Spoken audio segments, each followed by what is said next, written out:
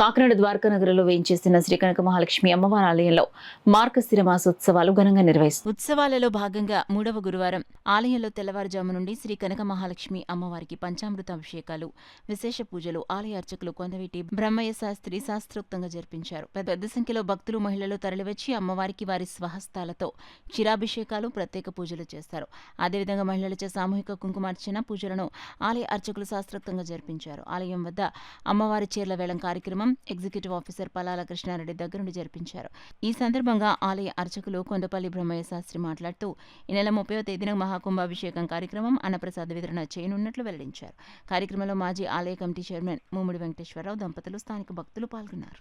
30/12/2024 సోమవారం రోజున మహాకుంభాభిషేక కార్యక్రమం జరుపుకుంటూ ఉదయం 6 గంటల నుండి భక్తులు తమ స్వహస్తములతో, మంచినీటితో, పంచామృతములతో, సుగంధ ద్రవ్యములతో స్వయముగా అభిషేకించే మహత్తరమైనటువంటి అవకాశం కలదు.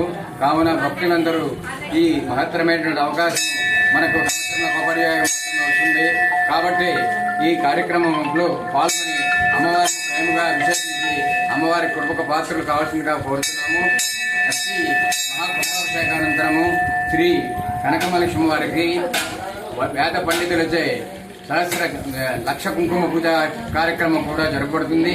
కావున భక్తులందరూ ఈ లక్ష్మీ పూజా కార్యక్రమంలో కూడా పాల్గొని ఈ కార్యక్రమం జయప్రదంగా చేయవలసిందిగా కోరుతున్నాము.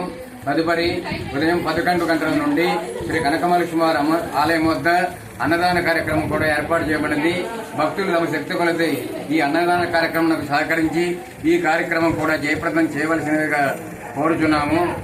అమ్మవారికి ఈ మార్గశిర మాసం అత్యంత ప్రీతికరమైనటువంటి రోజు కావున తప్పనిసరిగా ఈ కార్యక్రమంలో పాల్గొని అమ్మవారి కృపకు పాత్రలు కావాల్సిందిగా కోరుచున్నాము.